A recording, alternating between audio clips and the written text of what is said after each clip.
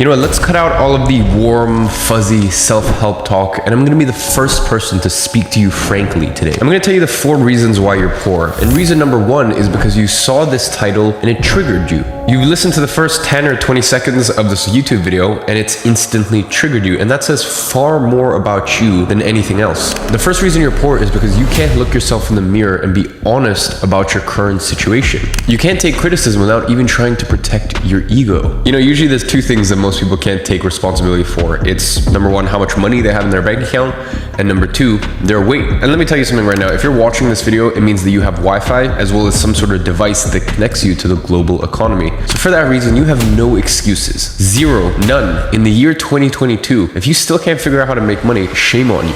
Now, let me make a very, very important caveat, because there's a lot of people I know who don't make much money and they're genuinely happy. They love their situation, they love their life, and I can see it in their eyes. You know, you can tell a lot when you actually look someone in the eyes.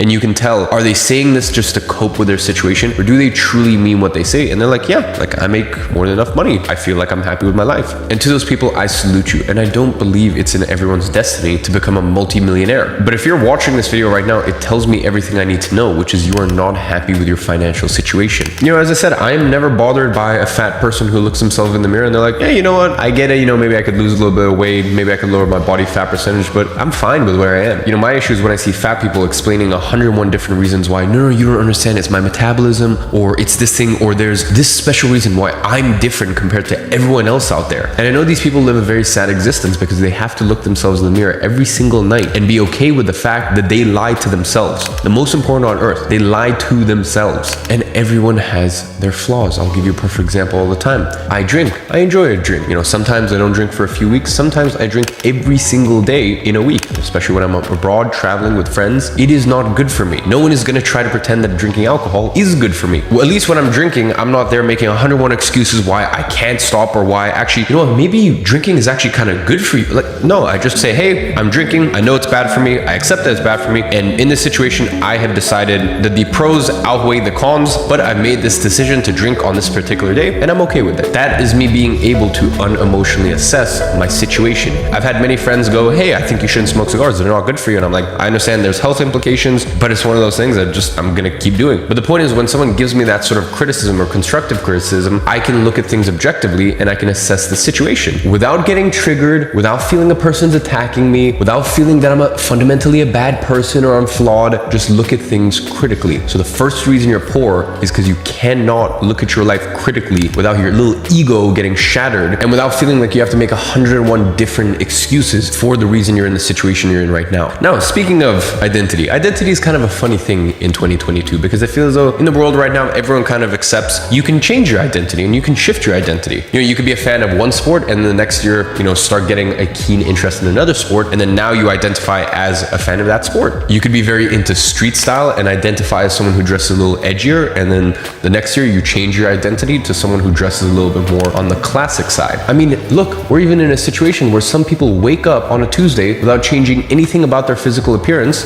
and decide, you know what, I am now the opposite gender. I've done nothing to my body, but I just identify as the opposite gender now. So let's get this straight. I can wake up tomorrow and I can identify as a girl, change nothing about me, and the woke liberals will give me a round of applause and go, you go, you know, empowerment. But if I told someone, hey, you can wake up tomorrow and stop identifying as poor, start identifying as rich, they would crucify me. So let's really unpack that. The modern world believes that, you know, your gender, that's an identity and you can just wake up and change that. But your financial situation, you know, that's not, you don't identify as poor. All those people who have no money, they don't identify as poor. How dare you? It's just a very funny world we live in, huh? You need to understand that your financial situation is 100% an identity. Now, bear in mind, 200 years ago, I would not have said the same thing. I mean, really, ever since 1840 or something like that, when the Bible actually got translated from Latin into English, you know, basically ever since like the last 500-ish years, information has started becoming democratized. You know, people can pick up books and they can start reading. But the point is, even let's say 100 years ago, it wasn't the way it is now. The way it is now, literally everyone watching this can log online and get the same information that someone else used to go on to make $1 million, $10 million,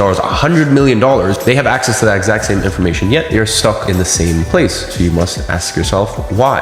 And that is because you 100% identify as someone who is poor. It is lodged very, very, very deep in your subconscious mind. And by the way, I know what that's like. My first ever tattoo right here that I got at the age of 16. It says my cup runneth over, which means I have more than I need. The reason I got that was because my mom, growing up, she also used to tell me, take as much as you can, because you never know when you're gonna get any more. That is the programming of someone who is poor. And I love my mother to bits. She's the reason I started my business. She's the only reason I worked as hard as I did to get us out of our financial situation. But until I got this tattoo on me, until I got a reminder that I have more than I need, I am abundant. You know, it's funny, I got this tattoo literally maybe 2 months before my agency really started to take off, and I was basically able to drop out of school, support me and my mom. So you need to understand that a lot of these things that are in your subconscious mind can be programming from your parents. You know, you could have been grown up being taught that money is the root of all evil. People who cheat and lie are the ones who get money. Whatever it is, and by the way, whoever taught you that stuff, a lot of times it can be a defense mechanism for them. My mother was the youngest of 7 children in the Soviet Union. So when she said, take as much as you can because you never know when you're gonna get any more, you need to understand, growing up in the 80s and early 90s in the Soviet Union era, that is a true statement. So you learn and you get programmed with these things from a young age, and then unfortunately it becomes this cancerous thought for the rest of your life. So just like the first point, you should be able to look at your situation and unemotionally evaluate that you are not where you want to be financially, yet you should still be able to wake up the next morning and instantly identify as rich, instantly identify and embody the characters and the mindset and the trait of the version of you that is financially abundant. When you change your identity, you change your life. One of the big issues why people do not change their identity or their money beliefs is because they believe that money is scarce, when quite frankly, it's not. When you believe money is scarce, you try to hoard it, and the issue is when you try to pull something in by force, it just pushes it away. Instead of trying to pull in money by force, instead you must attract it. You've been taught your entire life, you know, money is this very scarce item, so you have to be very careful around it and all this stuff, when unequivocally that's not true. All you need to do is look at the money printing they've been doing the past couple years. And by the way, past few years have been exaggerated. It's still been going on for 100 years now. You know, I say this all the time, but look at the inception of the Federal Reserve. You know, understand where does money come from. That $100 bill that you're holding, who created that? Was it the government? Because it wasn't the government, but look into it. So we live in this world where you've got private investors that own the Federal Reserve. The Federal Reserve then gets to print money that the government borrows. And then the best part is a lot of that flows to the banks. So you've got this funny money that's backed by nothing. And the best part is then it gets sent to the banks, where they use something called fractional reserve banking, which means they only need to hold a reserve. A tiny fraction of those funds need to be held in reserve. So then they can take that funny money and multiply it many, many times over. The reason I say all this to you is to prove that money is not scarce, because they print it and it's backed by nothing. It's valueless. Only value is the perception, the mental perception that you've put around it. So when you start to realize the world's monetary system as we know it,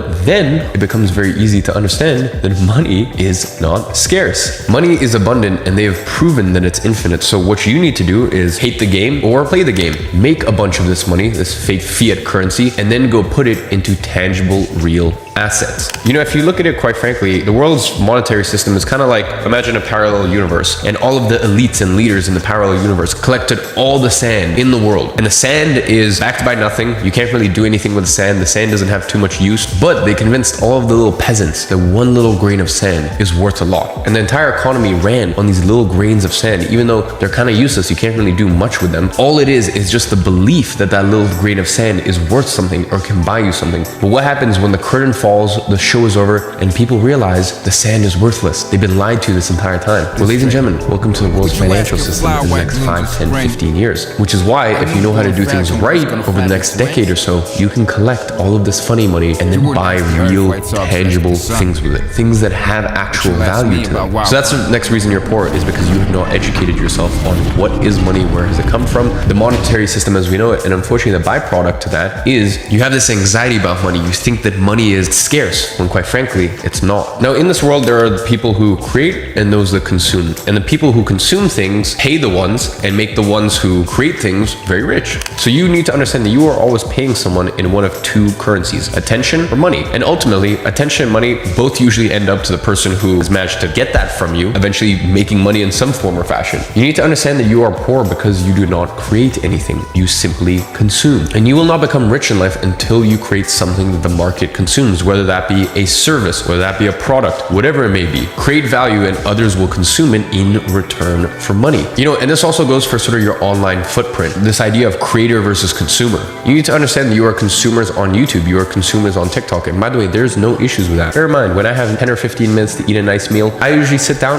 and I watch a YouTube video. So there's nothing wrong with that whatsoever. But the issue is most of you guys are spending 3-4 hours a day on TikTok over consuming. So if it is applicable to your goals, for some of you watching this, you may not actually want to be entrepreneurs. I know some of you watching this, you work in great jobs, and having a social media presence and creating online doesn't really, contribute to you working up through the company and eventually becoming, let's say, the COO or the CMO at your company. So if that's the case, delete all of these stupid apps off your phone.